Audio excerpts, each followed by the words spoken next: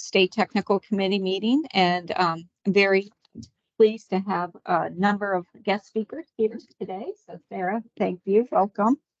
And pleased to have some folks in the room. So if we can go around and introduce themselves quickly, those who are in the room, and you might have to shout because the microphone's here. And then we'll kind of just touch base who's online and who you represent. So we'll start in the back. It's Kurt Wagner. I work with the Pennsylvania Rural Water Association as a stormwater protection specialist. I'm Yuri Cloud, State Soil Scientist with NRCS here in Harrisburg.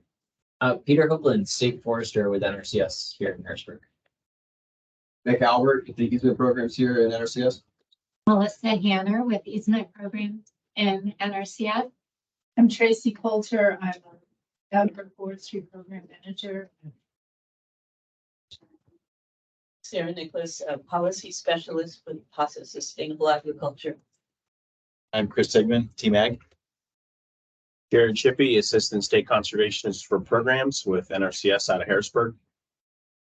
Dan Rosenberg, Area Resource Conservationist for the Southeast NRCS. The office is in Lebanon. And Susan Perry, Assistant State Conservationist for Partnerships. Do we want folks on the phone? Okay, if we could start with folks on the phone as well. Let's go with Andrew was the first one on. Let's start with Andrew. Hello, my name is Andrew Curry. I'm the Director of Climate Smart Programs at PASA Sustainable Agriculture.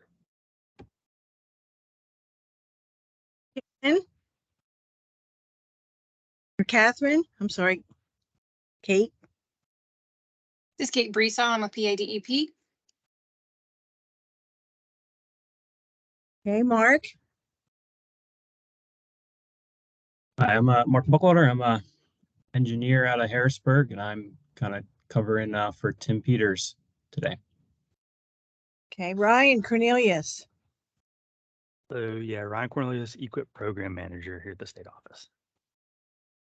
Hi, Dustin Detweiler. You want to introduce yourself?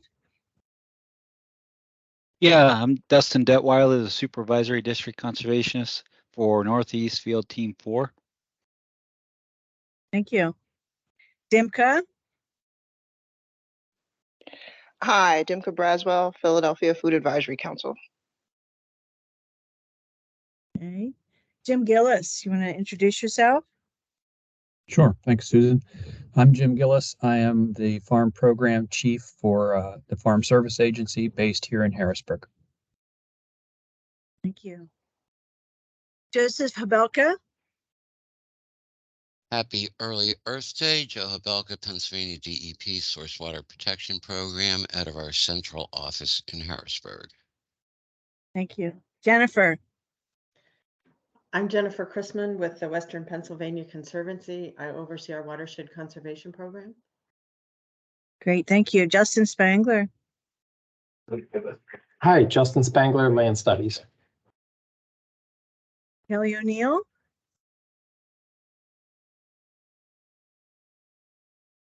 Kelly O'Neill, Chesapeake Bay Foundation in Harrisburg. Thanks, Kelly. Kent Adams. Hi, everyone. Kent Adams with Pheasants Forever and Quail Forever. Okay, Ashley Lenig. Hello, this is Ashley Lenig. I'm a Conservation Program Manager for Natural Resources Conservation Service in our Harrisburg office. Thank you. Lisa Miskelly. Hi, everyone. This is Lisa Miskelly with PASA Sustainable Agriculture. Okay, Frank Schneider. Good afternoon, Frank Schneider, State Conservation Commission. Thanks, Frank. Tom Ulrich.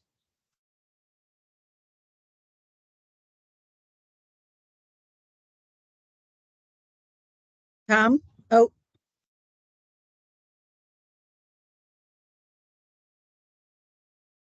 Mic isn't working. We can come back to you, Tom, if you want to check your audio settings. Calvin Yon.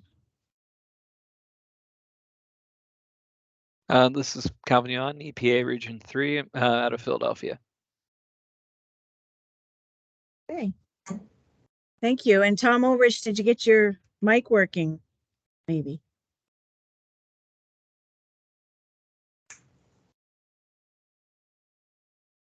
Okay.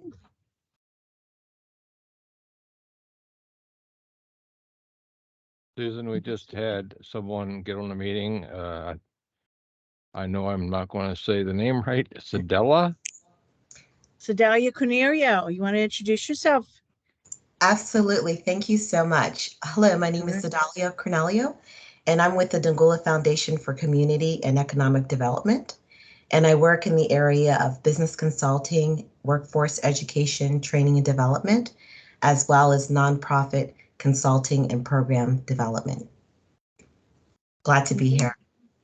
Thank you very much, Sedalia. Okay, and I believe that Peter is going to introduce the first presentation. Great. Thank you. Can I stand over here or can they Sure. still hear me? Okay. So yeah, thank you for joining us today for the State Technical Committee meeting and for everybody online. Like Susan said, I'm Peter Hoagland. I'm the state forester for NRCS here in Pennsylvania. And I'm just here to give a brief introduction for Sarah Nicholas and Lisa Kelly. They're going to give an overview of their Conservation Innovation Grant, which focused on alley cropping. So over the past 2 years or so, this project has been funded by an NRCS CIG, Conservation Innovation Grant, and we've been really pleased to support PASA at the state level with a Conservation Innovation Grant for this on-farm demonstration of alley cropping, which is a conservation practice. It's an agroforestry conservation practice that integrates trees and shrubs in combination with crops to address resource concerns. So we recognize that at NRCS that properly designed agroforestry systems like alley cropping can really help protect crops, increase their production, protect soil and water resources, conserve energy, and also improve ecosystems as well as create wildlife habitat. But we also recognize that agroforestry practice, alley cropping, has really not been well adopted in Pennsylvania to this point. And this is likely due to the lack of technical knowledge about what alley cropping is and how to plant it. And through the CIG, PASA has really helped to build landowner capacity, landowner knowledge, as well as planner and consultant knowledge that's really necessary to support this conservation practice. So as we work together as a conservation community to expand knowledge of alley cropping past this CIG, at NRCS, we have also made some changes. We've added financial assistance capacity for this conservation practice in the last 2 years under the Environmental Quality Incentives Program, but also under the Conservation Stewardship Program. And at the national level, it's been recognized as one of many conservation practices under the climate smart and agroforestry and forestry focused practices that reduce greenhouse gases and enhance carbon sequestration. So we're really happy to see some more innovation with this practice and some more support with this practice moving forward. So without further, I'm going to pass it on to Sarah Nicholas, who's going to cover the CIG. Thank you, guys. Very much. Thank you to speak here. If you wouldn't mind coming up closer, I think that can roll over closer this way, if you'd like, just to be sure that everyone can hear you. Thank you, Peter.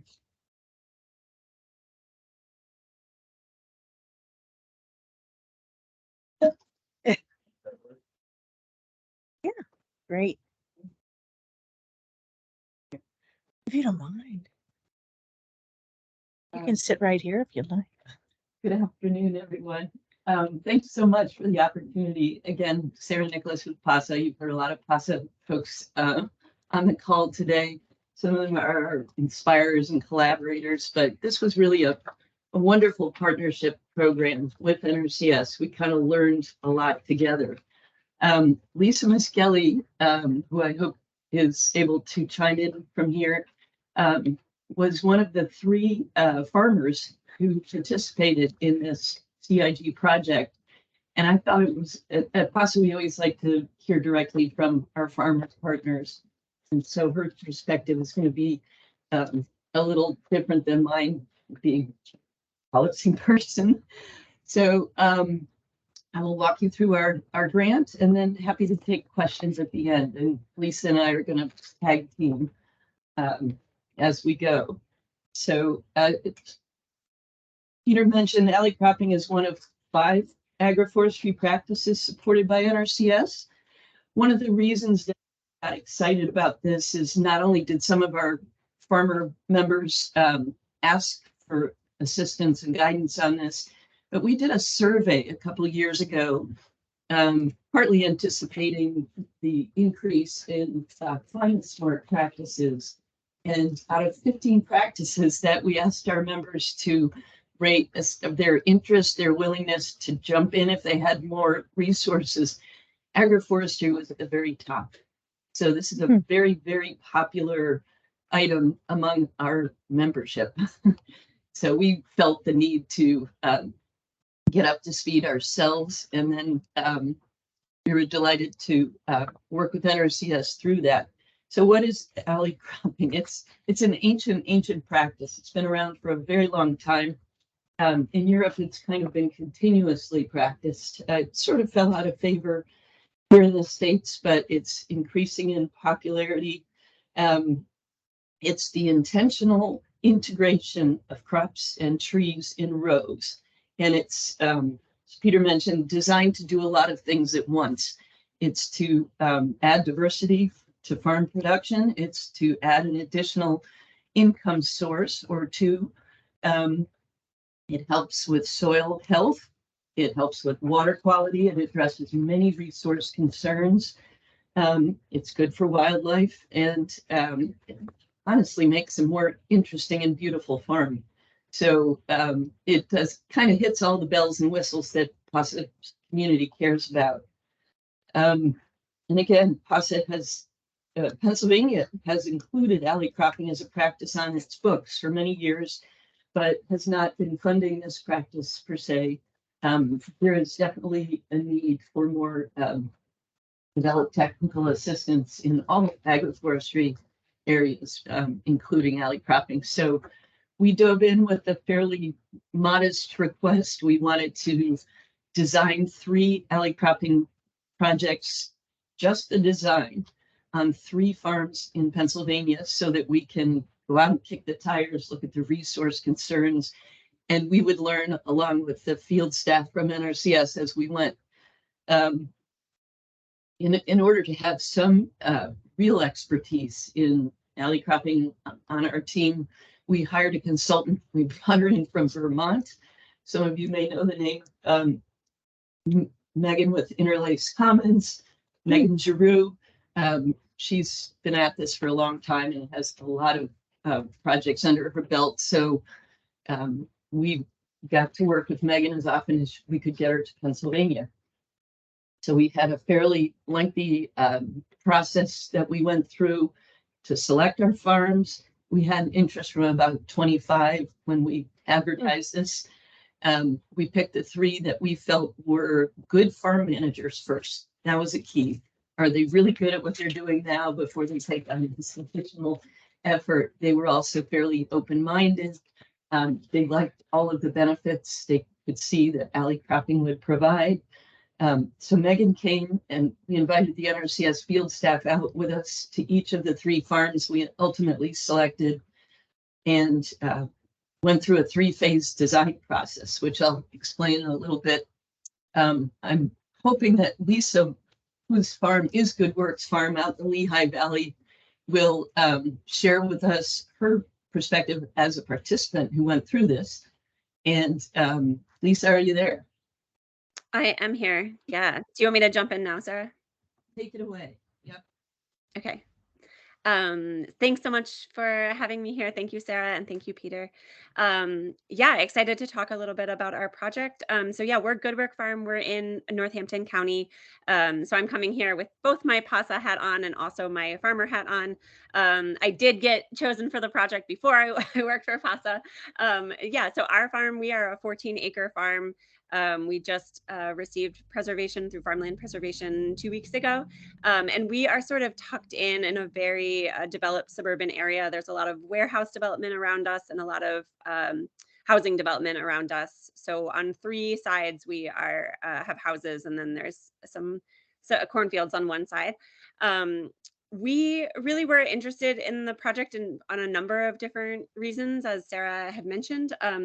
In part, we are in a fairly well-populated area, and also there are a fair number of farmers in the Lehigh Valley. And so we really were excited about the idea of being one of the sort of example test farms for and with PASA to help educate other farmers in our community about this practice.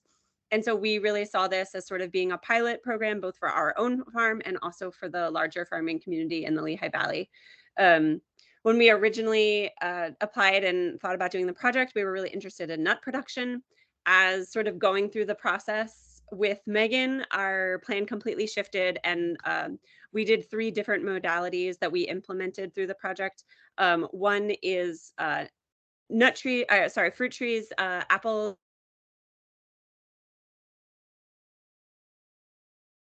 Another is elderberries, and then the third is willows for cut flower production, like woody cut stems, I should say.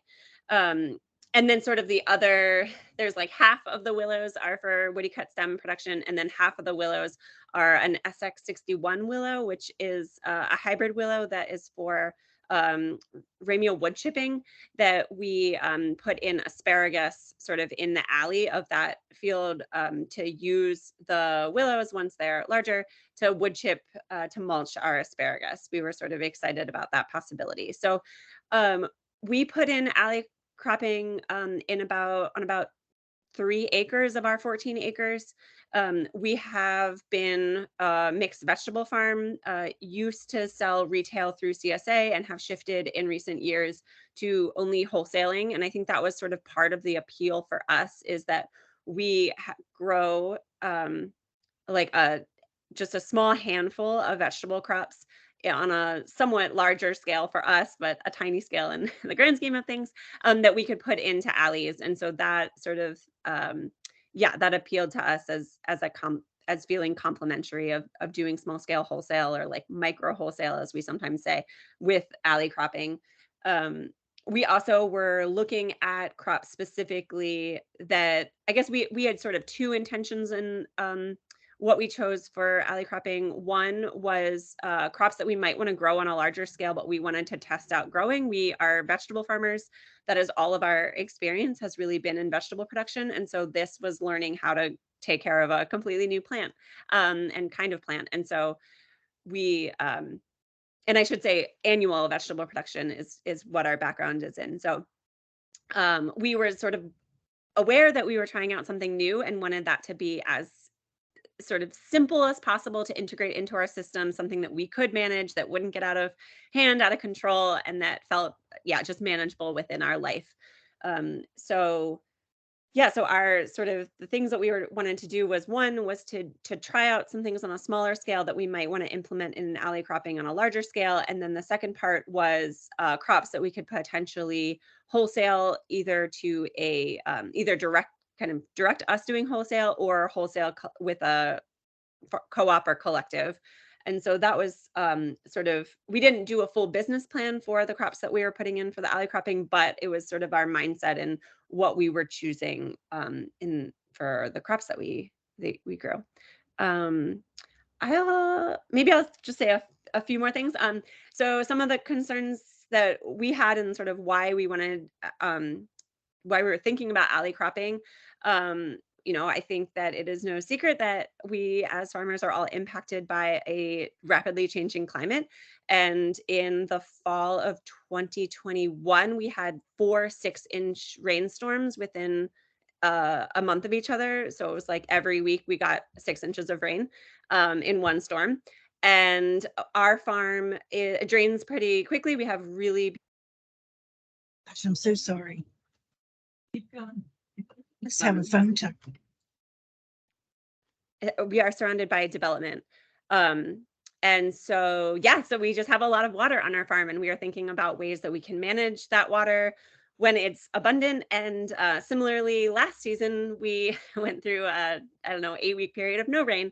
And so thinking of crops that kind of can support us both in times of drought and in times of abundant rainfall, and how we, use alley cropping to support water management on both ends of the spectrum. Similarly, we also were concerned about wind from a soil health standpoint and from a crop health standpoint. And so thinking about alley cropping as a way to support wind management on our farm, slowing down wind for vegetable crops that are sometimes susceptible um, to being damaged by wind. Soil health is always a priority for us. We have a cover crop management system. We also we have draft horses on our farm, and so we have a fair amount of our farm is in pasture. And so, just thinking about how we can use alley cropping to support soil management and soil health on our farm. One of the biggest concerns that we're hoping to address this year is that we are in a very deer populated area. And so we don't currently have a deer fence at our farm. We have had temporary electric deer netting, but deer is a major concern for us in our vegetable fields. But then also with the trees and shrubs that we put in, and needing to integrate deer management right from the beginning into making sure those plants stayed alive. So we're hoping to put up a deer fence, but that is certainly a concern in terms of time and in terms of resources, and how much more expensive and time consuming it is to plant crops for alley cropping when you also have to protect every single one of those crops from deer year round. I think I will pause there, Sarah, and turn it back over to you, but happy to take questions at the end. Perfect. Thank you, Lisa. So now we'll switch over to our second farm, which is Weaver's Way Cooperative Farm. Couldn't really be any more different. It's in the city of Philadelphia. It's a 3-acre vegetable operation and a 2-acre orchard on the grounds of the Saul Agricultural High School. Pretty unique setting. And in this case, we love this project because a typical alley cropping puts rows of trees into existing vegetable beds or grain fields. We kind of reverse engineered this. We had an existing orchard and we put plants, perennials, mostly vegetables, into the alleys. And we did some shifting around, some tearing out of orchard trees that were not very productive and putting in trees that were productive with conditions, with the soil, with the setting that's fed into the menu of the high school, which is very cool. And that also afforded some of the students who are really interested in an opportunity to come out and learn. They do some of the pruning in the spring, they do some of the pruning in the winter. They are fully involved in this project, which is really kind of nice. So in this case, I think we added kiwis, figs, and bolstered some of the hazelnut production and added a few more Asian pears. We weren't really fussy about whether it was native or not. We just wanted it to work and to produce. The other key thing about Weaver's Way being so urban, they're a CSA. They have a few farm stores in Philadelphia. They really had their, well, all 3 of our farmers did, but they really had their finger on the pulse, being involved in the sale of their produce, what was hot and what wasn't. So they wanted asparagus, they wanted garlic, they wanted things they knew were selling really well, fetching a good price. Frankly, they run at a bit of a deficit, so they want to be level, if not, self-supporting, which is a big part of alley cropping. I mean, half the reason that people want to do this practice is to have a diversified income. So they really sort of took the measure of the market, and they chose their produce to really respond to the things that were selling well.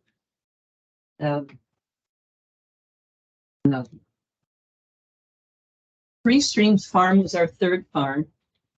This one got a little bit of a late start. And we, these SIG grants are learning opportunities for all of us. So we realized that we didn't have one farmer here. We had a committee of 30 and no farm manager, and that is not necessarily a recipe for success.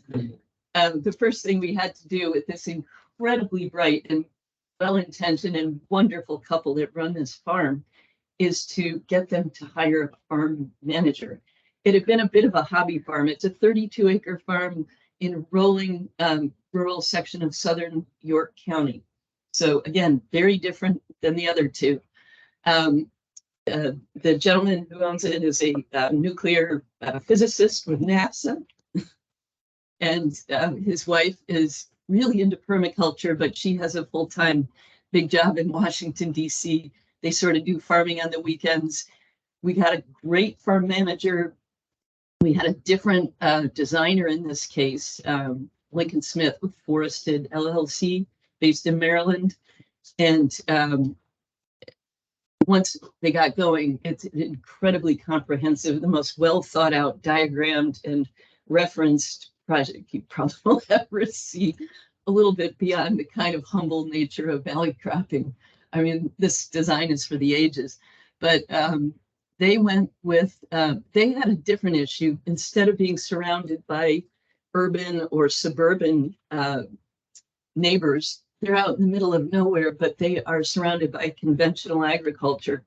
And they have a neighbor to the right of the screen who is upstream from them using herbicides, pesticides. They wanted to be organic.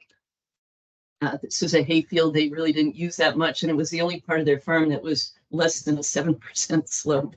So they ended up creating swales. There was more grading and earth movement in this project than in the other two. They were kind of ready to go. This one required some effort. And the idea with the swale creation was to control the drainage from the neighbor's field and also provide sort of a gravity-fed irrigation system.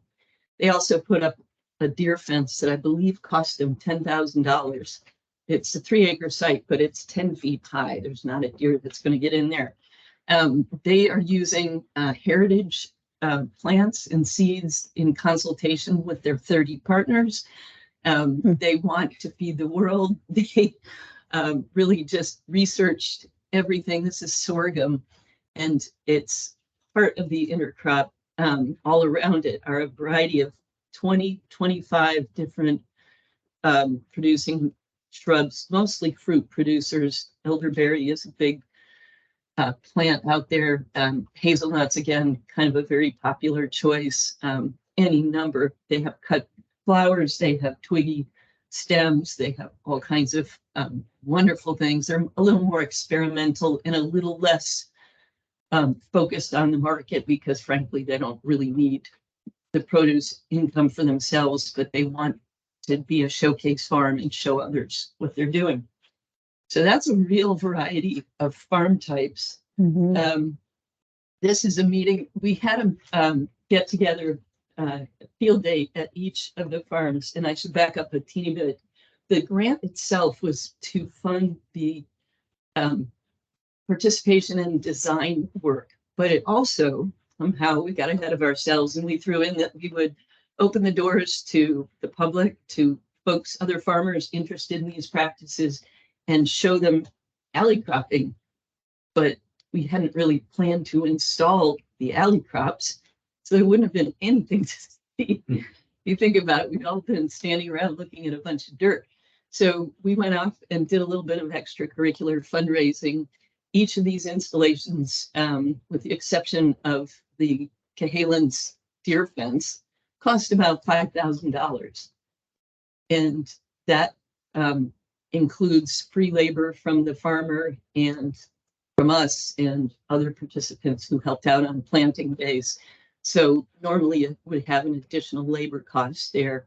It doesn't include the consulting, which came from the SIG grant, which was great. So we've been playing with some numbers to try to give you guys a sense of what each of these in their entirety actually cost.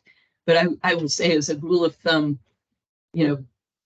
conservation plantings tend to be less expensive. You have 3-inch seedlings. These are 14-foot, 2-inch diameter fruit trees. And so they're obviously quite a bit more expensive in most cases. Even those shrubs were pushing $6, $7 each. So this was a great gathering at Three Streams Farm. We had Peter and Ashley and 5 field staff and from across the state. At least, yeah. At least. And Maggie, the co-owner, made lunch. She had about That's a picture, just yeah. incredible dishes, from salads to soups to different spreads that were made not from the plants that were already there because they were very young plants. They'd been planted 2 months earlier, but from the things that will be there. And so that was really inspiring. Like, this is all from this 3-acre plot. So that was kind of neat. There's her table, and they really knocked themselves out. All 3 of these farms are basically in agreement that they will continue to be a showcase for folks who are interested to go and visit and see how these are working. Obviously, it's much too soon to tell what the yields are going to be, what the income's going to be, how the plants are going to thrive or not. But we're going to continue to follow these farms. So, yes. Peter asked me to talk a little bit about working with NRCS because that's the point of the SIG grant. So NRCS was involved in each step. We did the selection process. NRCS reviewed and approved the final 3 farms. They came out to the very first visits to the farm site to assess the resource concerns. They visited subsequently to look at the design layouts, plant selection, and then we did a lot of educating with this, both showing as we were learning kind of some of the rougher aspects of the planning process to the endpoint, which is now this grant is finally concluded as of this month. And we want to continue to work. We provided NRCS with a set of recommendations. We basically marked up the conservation practice itself. We thought that was simpler than just going on and on and on with the narrative. And it's a pretty good practice. We can quibble with some of the cost, as I mentioned, being the plant materials primarily. I know there's a way to use different parts of NRCS practices to supplement, whether it's the technical assistance or the pier fencing or other things. And I think it would be really wonderful to create that kind of package for this practice. Sort of, here are the other things that support this work. And you may already have that. I think these are now included in some of the EQIP funding lists. Is that? They are, that's correct. Okay. The other big thing that is just for your consideration is that we found our consultants' process was somewhat time consuming, but really valuable. We walked each farm through. What is it that you grow now? What is your natural resource situation? And where do you want to be in 5 years? And what's your plan? And I know for any practice, you need a variety, a conservation plan and river management plan. But we thought something that would be on a modest scale of a small business plan for this practice, and perhaps for some of the other agroforestry practices, would be a really good step. And it doesn't have to be expensive or large, but it was valuable. And I think, Lisa, you can speak to this, to walk through how is the timing of harvest going to work with what you're already doing? Are there other machines, tools, equipment that you're going to need? Who's going to do the work? Who's going to do the pruning? Who's going to do the picking? Who's going to, and what is it going to fetch you from the market? How much is it worth investing your time relative to all the other things on your farm? So unless you're a total beginning farmer and this is it, it's really important to think about how this alley cropping piece fits into everything else. Lisa, I don't know if you had any additional thoughts on that. Yeah, I mean, I would certainly echo that was an important part of the process and thinking about, what we already have had a walk-in cooler. When is that walk-in cooler being used for other crops that need a different humidity or temperature, and how could that work into what we were planting and when we would need that resource, just as like one example of many. But yeah, for sure, fitting sort of the business planning, income needs, when to generate that income in with also the what do we want to plant and how does it fit into the farm from a production standpoint. So I'll wrap up, 'cause I know I've talked for a long time here. 3 happy outcomes that this relatively modest sized grant produced for us.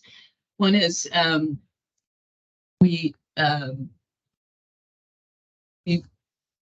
sort of went to Mellon Foundation, which is a private funder, and said we'd like to do some of this in the western part of the state, which is where they fund for reasons that just were happenstance. All 3 of these farms were in the eastern part of the state. They said, sure. So they gave us a nice grant to take this practice and design alley cropping and silvopasture practices out in the western part of the state. And Tracy Coulter, who's with us today, has been overseeing that project. We have 12 active farms enrolled and rolling out designs. They're pretty much finished at this point. The second, which I don't think I put on here, but as I mentioned, we did this survey of our members and they showed this great interest in agroforestry. We were able to sort of showcase this work and that survey and some of the other soil health work we've been doing for years. And I think that was partly contributory to our Climate Smart grant that we got, which will be addressing soil health and agroforestry practices up and down the eastern seaboard from Maine to South Carolina. So we were very happy to see that. And I think this just gave us that little bit more credibility that we at least, had some projects on the ground. And then State Representative Chris Robb, who's on the House Ag Committee, has introduced an agroforestry bill at the state level, which we're very excited about, which would start to fund some agroforestry practices and outreach and education and things if it makes it through the state legislature, which is always unknown. So I think I have one last slide just to show you. Yeah, there we go. So there is a site that Tracy and I and others have been out to in Franklin County. It's in Mercersburg, which is the only farm that we know of right now that has a really mature alley cropping. And I wanted to show you a picture of that because all you're seeing are these little bitty plants. But these are, this is about a 20-year-old established alley crop system. And it's got chestnuts and pawpaws and hazelnuts. And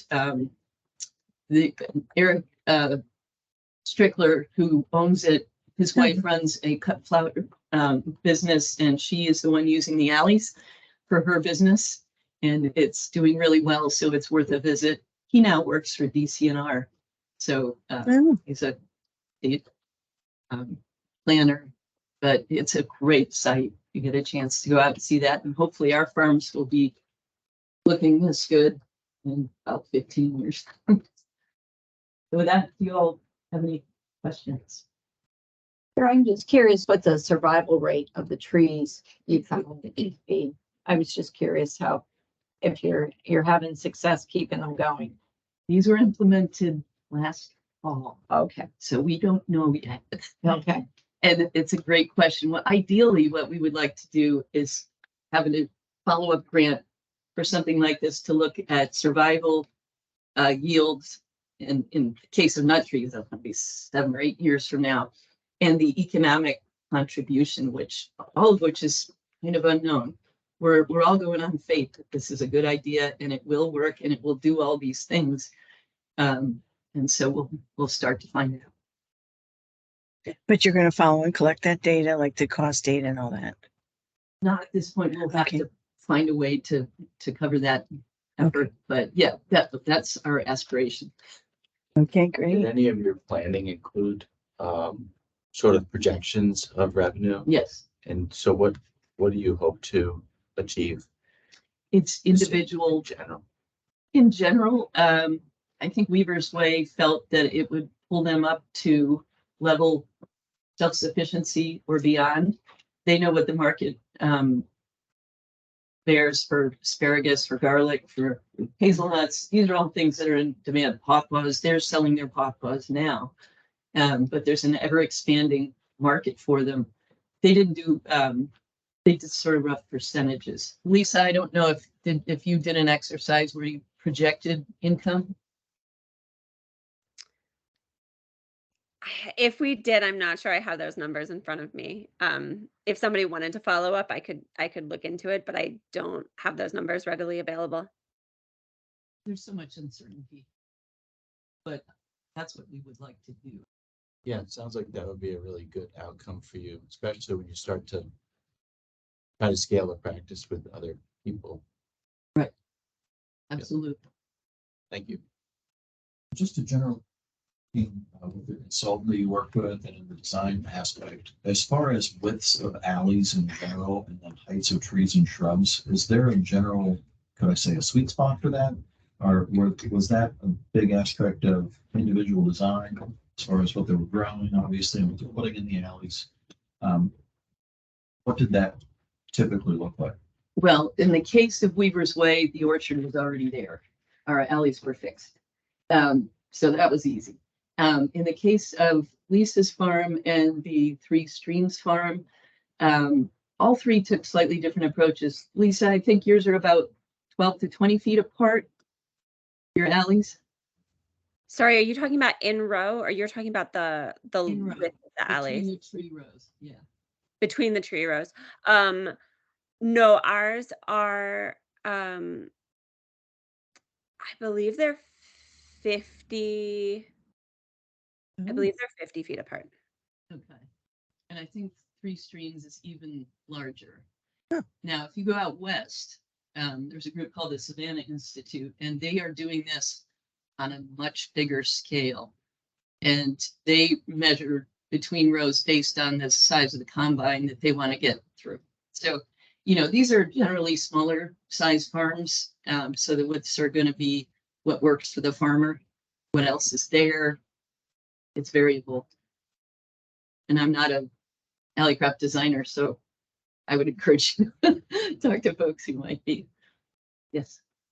If they're doing the alley cropping with like companion planting, which I'm sure they do some of, did they do the rows north to south, east to west, or they got to factor in the slope of the ground also? I mean, sounds like it's a complicated thing. It is, and it has to do with all of this. Correct me if I'm wrong, Tracy, is it north south is usually the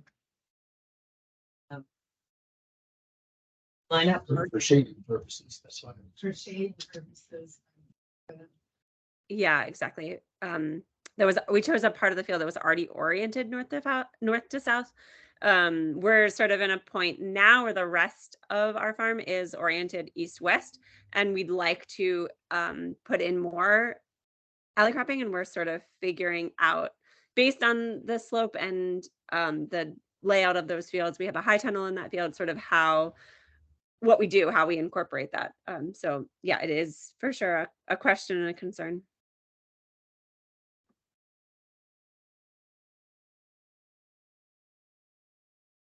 Great, thank you. Thank you so much.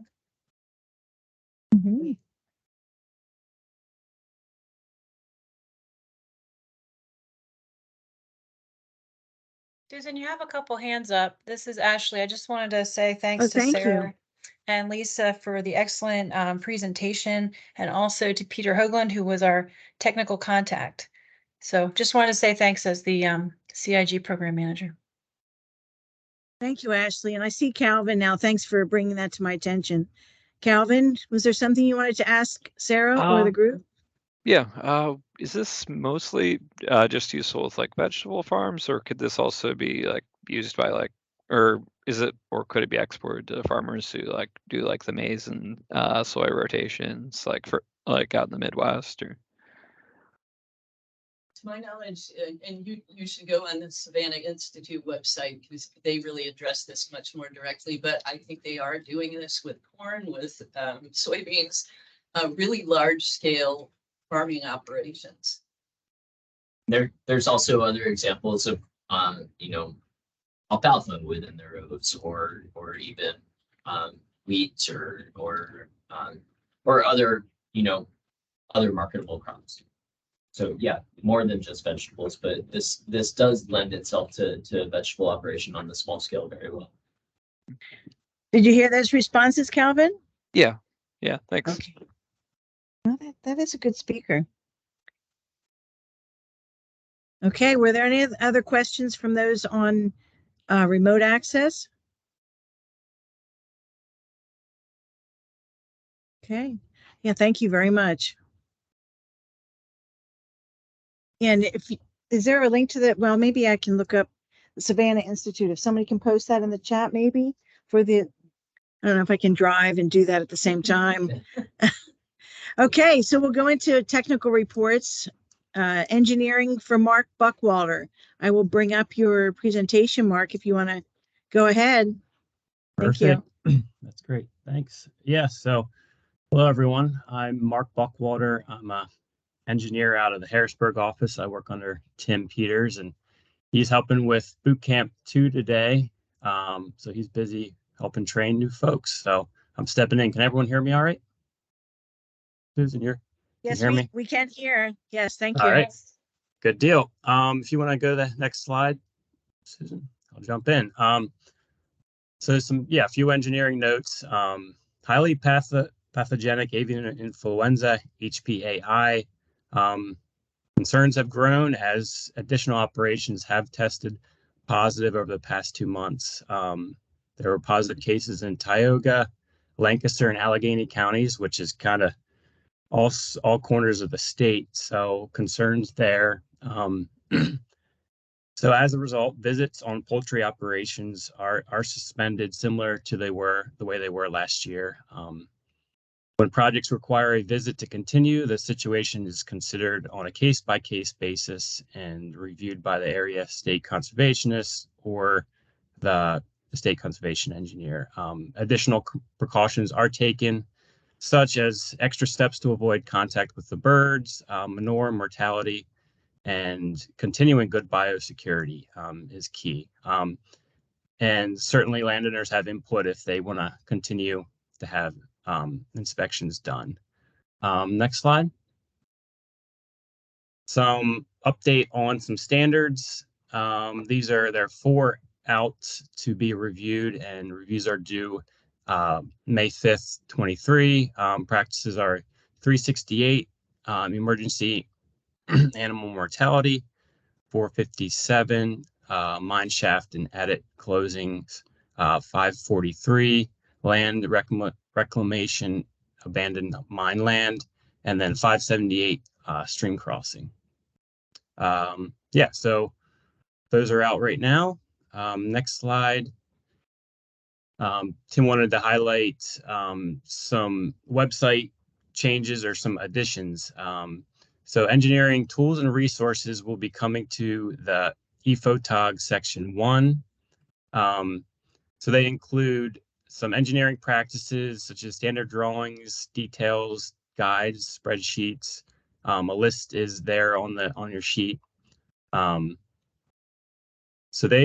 Tim hasn't moved them over to the ePhotog yet. He hoped to have it done before this meeting, but should have it done by next. And within that paragraph there, kind of has some caveats. These are great tools. They're vetted. But just a side note, if you're going to be using them, to use them in the proper application as the user, to use them as site specific. And so they're there for your discretion. They're great tools. So just wanted to highlight that, and that they will be coming out and is usable for folks. Next slide. ASTM C595 type IL cement is becoming widely utilized in the concrete industry. So a big kind of move in the concrete industry It's actually a kind of a carbon footprint savings. The L stands for limestone. So it's kind of less cement in the mix, and that helps with carbon footprint. So big changes there to that industry. A lot of the plants are not even making the old types anymore, the 1 and 2. So an update is that National NRCS office has released a bulletin stating that cement is acceptable and should be allowed as an alternative. So NRCS National has accepted this design mix.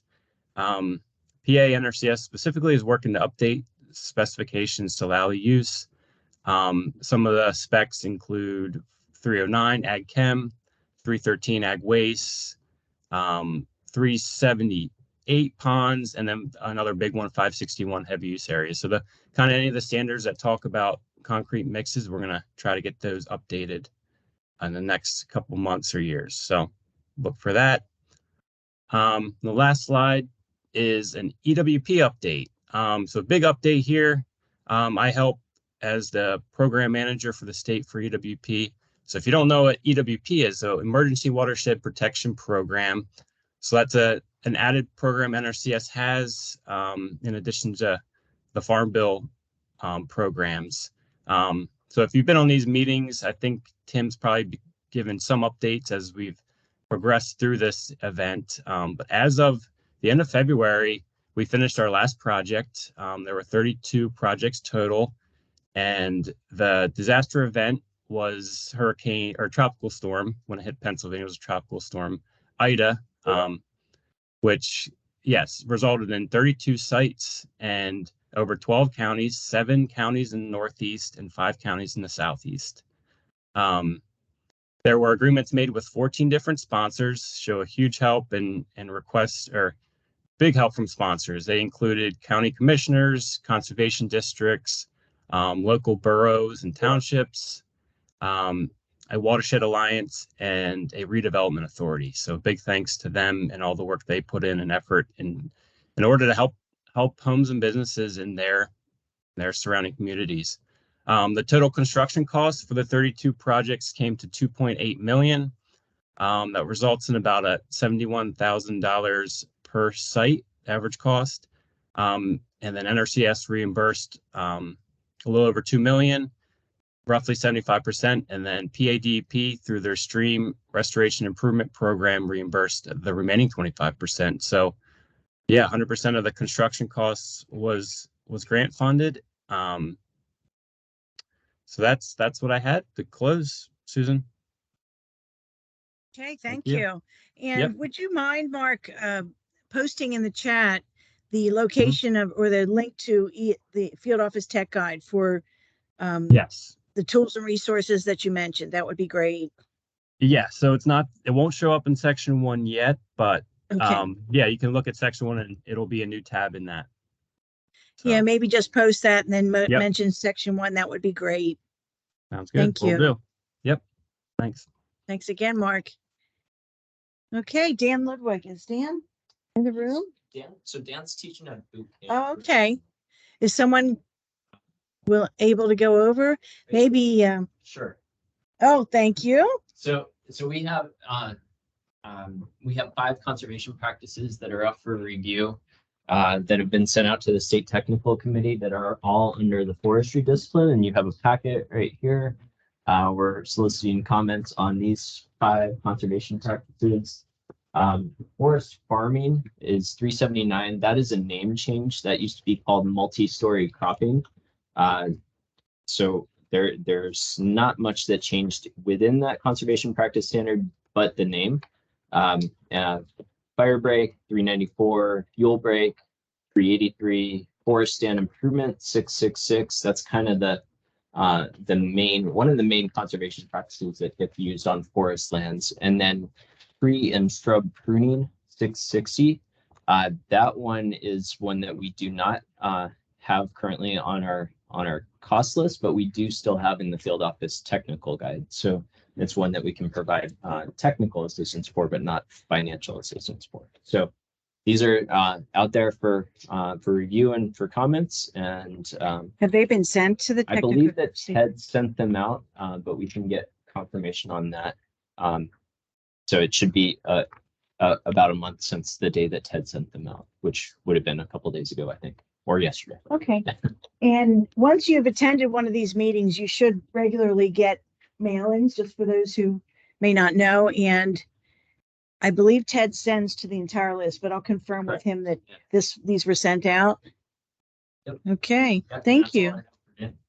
Thank you very much. And Yuri. I only have one announcement. We had a Western Pennsylvania Mine Soil Survey Update meeting last week. And it was attended by close to 60 people, our partners and NRCS staff. And we got an update on some of the work that our MLRA offices are doing in Western Pennsylvania. And so that webinar, or actually that meeting, was recorded. If anybody would like a link to it, just contact me, Yuri Plowden, State Soil Scientist with NRCS. Okay. All right, thank you. And it looks like I am next. So the next presentation is outreach and partnerships, and then easements. I'm just going to go over a couple things. I'm covering outreach. So again, Susan Perry, Assistant State Conservationist for Partnerships. I cover easements and outreach. So I'm just going to go over a couple of things going on under outreach and partnerships nationally. A lot of work being done to increase our access, our equity and inclusion, as well as staff up for outreach coordinators in every state. So just to, let me start the slideshow and I'll do it that way. So in terms of outreach work, I've been covering that work for the past few months.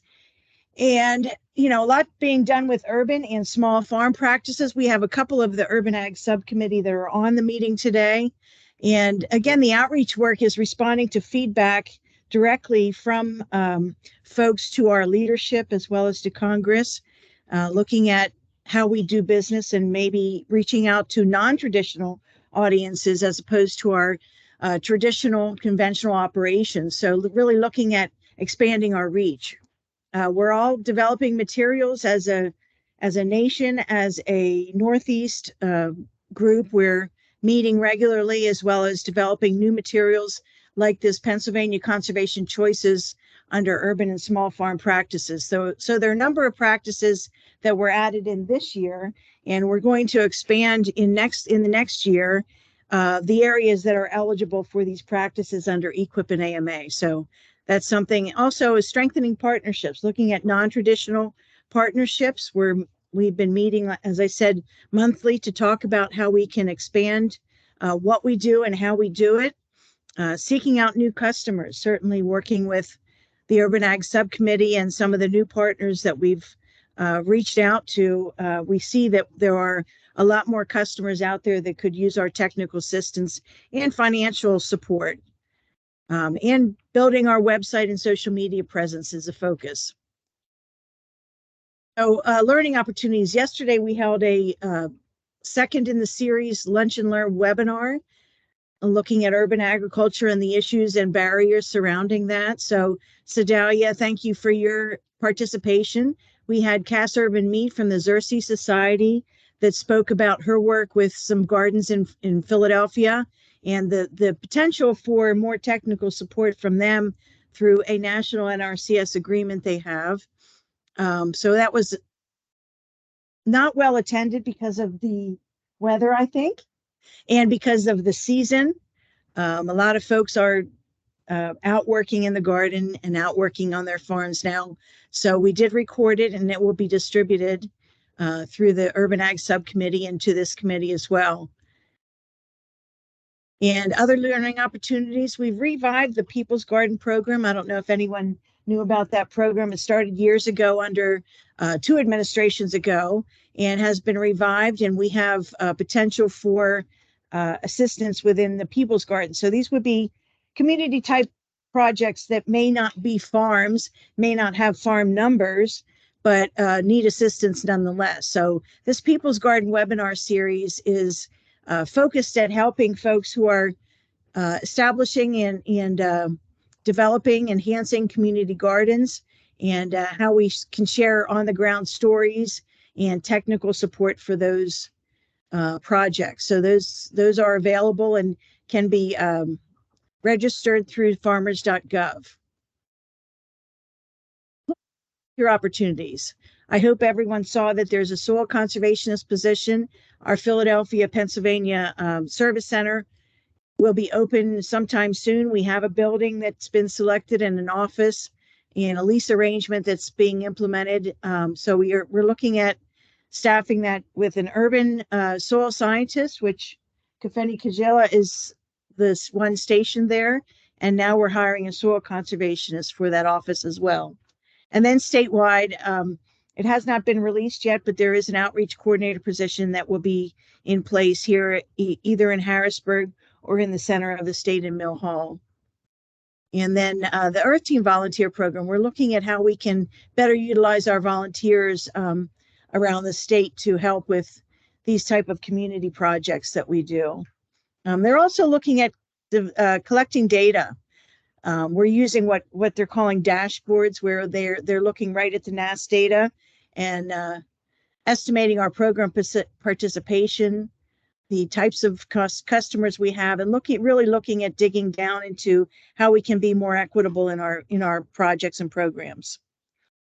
And then the last thing I'll talk about is grant and agreement opportunities. So there was an equity and conservation announcement from our national office.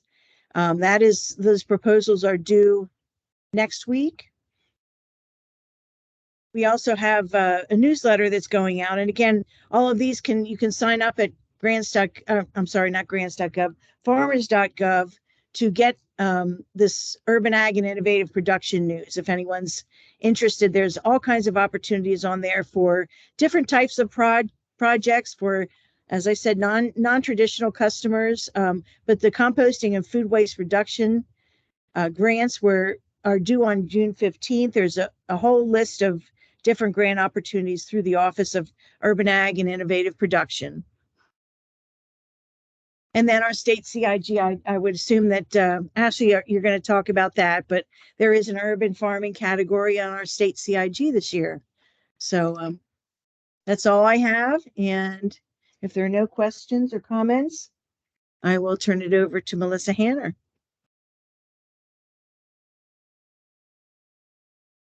And Melissa, I was not able to. Oops, why did it go dark?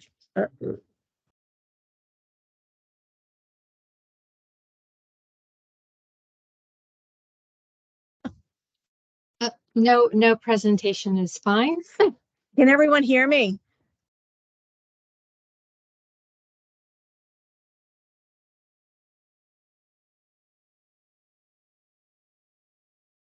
Yes, Tim, can you hear me? I can hear you. Okay, I'm going to try sharing again. Let me know when you can see my screen. Green for outreach and partnerships. Okay. Well, I guess we just don't have it here. Everyone have their handouts? I don't know what would have. Hold on just one moment, folks. I believe Ted had sent me one here. Hold on.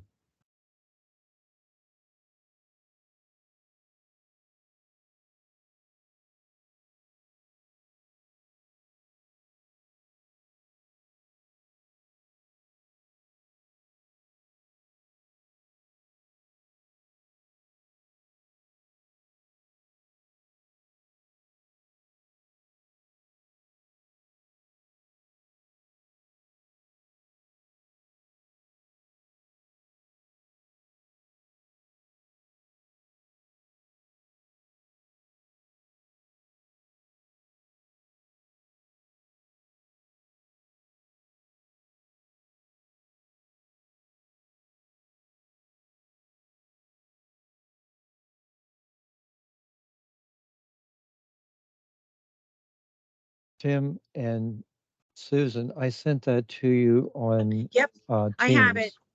Can everyone Okay. see the easement updates? I see it. Thank you. Go ahead, Melissa. Sorry about that. On with the show. I'm Melissa Hanner. I'm the easement program manager. And this is a brief update on, in particular, the agricultural land easements acquired on farms through ASAP, the Agricultural Conservation Easement Program, and also these farms acquired through RCPP, the Regional Conservation Partnership Program. These are entity held easements acquired with up to 50% federal match for the purchase of the easement. These are perpetual easements with U.S. rights of enforcement. I don't know why. In summary, this year we anticipate signing contracts to acquire 6 farms through the ALE or ASAP Agricultural Land Easement Program, 7 farms through the RCPP Kittatinny Ridge Program, and 2 farms through the RCPP Buffalo Creek Watershed Program. This year, we have already closed on farms that came in as contracts in existing years. We've closed on 3 farms through RCPP easements, 4 farms through the ALE, Agland Easement Program, and we have closed on 1 farm with the Wetland Reserve Easement Program. And we anticipate closing on existing contracts for 4 more farms this year. We have more and more opportunities for preserving farms through the RCPP IRA, the RCPP Climate Smart. So keep your ears open. At the end of this year, there are more opportunities for preserving both farms and woodlands soon across the entire state of Pennsylvania through these programs. That's the end of my presentation. Oh, short and sweet. Yeah, and if you did receive slides in advance in the easements on material I did not cover today related to hazardous materials and PFAS, please disregard that because that is still going through review and was not intended to be presented at this time. Sorry, everybody in the room here, but everyone on the line on remote access can see this. So, let's see. Go back to the agenda. Okay, let's get back on track. So next would be financial reports. Jared? Yes, good afternoon, everybody. So my name is Jared Shippey. I'm the Assistant State Conservationist for Programs for NRCS here in Pennsylvania. And I'm just going to give a brief overview, and then I'll turn it over to the program managers to go over some specifics as far as contract obligations and applications. So right now we're plugging away, continuing to work through our EQIP program this year. The majority of the initial round has been pre-approved. Money's been out to field offices. We continue to obligate contracts, and currently we're looking at June 30th as our obligation deadline for our initial round of EQIP. EQIP typically in Pennsylvania is around $25 million is our state allocation. Within that, as many of you know, we do have some initiatives. This year, a few new initiatives. So we were able, through the help of Peter, the state forester, to obtain another initiative in the north central and northwestern part of the state through Joint Chiefs to continue to do work on forest lands. And this year in fiscal year 23, we received about $350,000 to do forest management plans and forest implementation in the central and northwestern part of the state. And to put that in perspective, typically the western half of the state would receive about $200,000 to do forestry practices. So that's a significant increase. And over the next 3 years, we're going to be at about 800,000 to 900,000 in forestry, new forestry implementation in that specific area.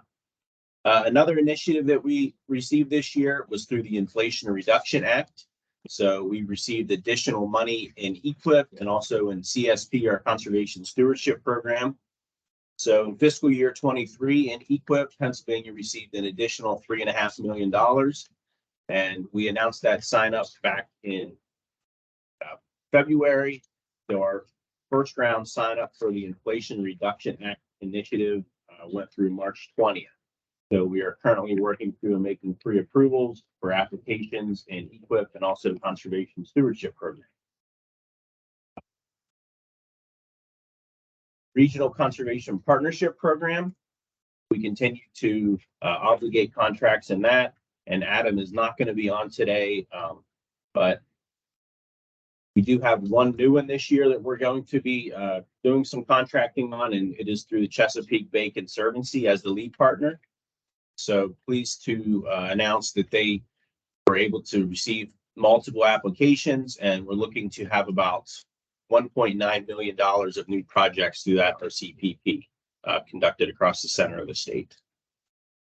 And with that said, I'll let Ryan talk about that. So I will turn it over to Ryan Cornelius, the EQIP Program Manager. Good afternoon. Yeah, so I have a few slides here today, but the field has been busy contracting so far for EQIP. I pulled these numbers yesterday, but we have 91 contracts obligated for $4,090,182 for over 9,000 acres. And then the AMA program, which so far we had one contract obligated, which I think we now have 3 when I looked this morning. But as of yesterday, one for $8,640. So field's been busy, and they're going to keep cranking out contracts. The next thing I wanted to touch on is the post-inflationary supplemental payments. So we're going to call them PISPs. So many of you probably remember the CARP, which was the Coronavirus Agricultural Relief Payments. So CARP has ended, and we have another round of inflationary payments known as PISPs. So to help reduce the impacts of inflation on participants and ensure that contracts can be implemented promptly, NRCS has made additional financial assistance available to participants with active EQIP contracts that include the scenarios most affected by higher commodity prices. To be eligible for this, the eligible practice must be completed between January 1st, 2023 and September 1st, 2023. And any practices that already earned a CARP payment that's been paid out are not eligible to receive a PISP. And again, the deadline for CARP practices being installed here was back in December 31st of 2022. So the payments are the practices. There's a much larger list of practices for PISP. So that economists have taken a look at things, and they said that there are more practices that were affected here with higher inflation rates. So the list of practices you can see there on the slide. I won't read through all of them, but there's a pile of them. And the important thing to note is not all practice scenarios in each practice was affected enough by the inflation to warrant a PISP according to the economists. So but the way those work is whenever someone, just like CARP, whenever somebody certifies the practice is being done, we will then be running a calculator to take a look at the amount that was certified times the percent increase according to this PISP calculator, and then that will determine payments. So yeah, so big thing is their deadline is September 1st to have those installed. But otherwise, that is all I have unless there's any questions. But if not, I'll turn it over to Ashley. Can I ask you a question, Ryan? Yep. So is it going to be similar to the CARP where, like, I'm seeing like pumping plant, for instance, there was like a 2021 contract, the incentive payment is going to be different than if it was a 2022 contract? Correct. Yeah. So the way the economists look at it, they look at each payment schedule for each year, each fiscal year, and they see how big of a drastic change there was in the cost now versus the cost of the practice back when that payment schedule was generated and when the contract was written.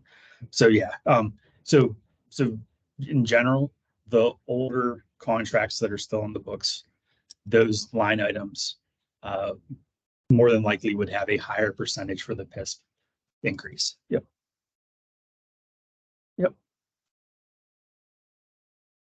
Otherwise, I'll turn it over to Ashley. Okay, and looks like Ashley's queued up. You're gonna Okay. drive on your own. Thank you, Ashley. I thought that might be easiest. Since I'm having Good technical afternoon. issues. Sorry. Good afternoon. This is Ashley. I'm going to talk to you a little bit about the programs that I might have problems driving. There we go. I'm going to talk to you about the programs I oversee, including a conservation innovation grants, conservation stewardship program, and the National Water Quality Initiative. So first we'll get into the fiscal year 2023 conservation innovation grants. The notice of funding opportunity for those is out. You can see the number there. It ends in 1289. So if you go to grants.gov and search by opportunity number, you'll be able to bring that up and it'll explain all about submitting a application with your proposal for a project through that. This year, we're expecting to fund $150,000 and projects can range between $5,000 and $75,000. You had a nice example of one earlier today with PASA. The deadline to apply is May 26th, and for any questions, you can contact me. My information will be at the end of the presentation. Our priorities for this year are the same as we had last year. It's carbon sequestration, legacy sediment, soil health, water quality, urban farming, as Susan mentioned, and non-industrial private forest land. If you visit the notice of funding opportunity, there's additional details or descriptions of topics underneath those categories that may be of interest to us at NRCS. So now I'll shift to conservation stewardship program. We're currently working on our classic or our traditional program, as well as CSP with those Inflation Reduction Act or climate smart funds. Our allocation under that was $2,558,180. We had a deadline of we have a deadline upcoming of May 1st, 2023 for those. And our CSP Classic allocation was $6 million. We had a ranking deadline in March, but we're trying to fund our Inflation Reduction Act first. So we have selected for funding our statewide applications. We're going to work on continuing to select our Inflation Reduction Act, CSP categories, and then fund the rest of our geographic fund pools under CSP Classic. So that's currently underway, but we only have one active, so not as far along as EQIP, which is definitely leading the way this year. National Water Quality Initiative is the last thing I'll touch on. That's a initiative under the Environmental Quality Incentives Program. This year, our allocation was, it's getting smaller. Our allocation was $1 million, but we're working to fund as many as possible in our 5 watersheds with the NWQI initiative money or just our general EQIP funds. So right now we have 3 applications that are pre-approved for $975,000, a little over that. And we have at least 4 in those watersheds that are funded in other fund codes. And as far as obligating them into contracts, we haven't gotten there quite yet, but they're underway. So currently, as I mentioned, we did select the statewide fund pools for CSP Classic, and those fund pools that are statewide include organic, beginning farmer, socially disadvantaged farmer, and beginning and socially disadvantaged farmer are considered historically underserved groups, and we have categories in both ag lands and our non-industrial private forest land categories for those. And they have money that comes off the top. We have an allocation of $200,000 for organic, and we use 5% of our funds for beginning and socially disadvantaged. At least 5% goes to those 2 categories. Next, we'll fund our CSP Inflation Reduction Act applications using those funds that are designated for climate smart activities. And then last, we'll be selecting our CSP Classic applications in our traditional geographic area fund pools. So we do hope to be able to fund all of our applications, and we have increased outreach this year to gain additional applications for the increased money. So that's all I have as an update, unless there are questions or comments in the chat or verbally. I don't see any questions for you. I do see a note from Ted. Thank you, Ted. Just to note for folks on the call, and I guess everyone, the copies of the handout are on the website that was sent out by Ted announcing the meeting. So there's a website address that should be, we'll make sure you have that. I know he sent it in the email. So I will put that in the chat for today. I also want to make sure that everyone knows that the meeting was recorded and that recording will be made available to everybody. Are there any other questions or comments? Suggestions for, oh, go ahead. Go ahead, Ted. Susan, the address for the website is on the agenda in the top paragraph.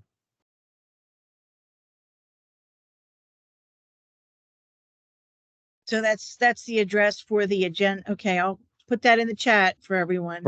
Right, for the handouts. Okay, thank you. So it's with the agenda. Okay. Kelly Go ahead. O'Neill. Yes. Hi, this is Kelly O'Neill, and I'm wondering about the Chesapeake Bay States Partnership Initiative funds and how much Pennsylvania got in fiscal year 2022 and how funds were distributed across the state. Does anybody have that information? Something you can answer, Jared? Would you ask that again, please? I'm looking for information about the Chesapeake Bay States Partnership Initiative funds and how much Pennsylvania got.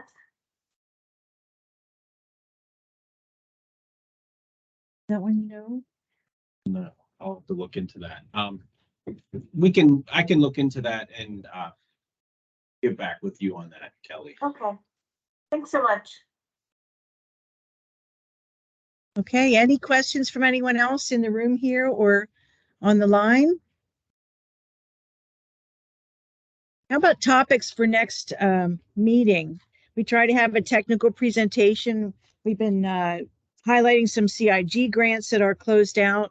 Are there any suggestions from anyone on the line here today for interesting technical presentations coming up? The next meeting will be July 19th and then October 19th.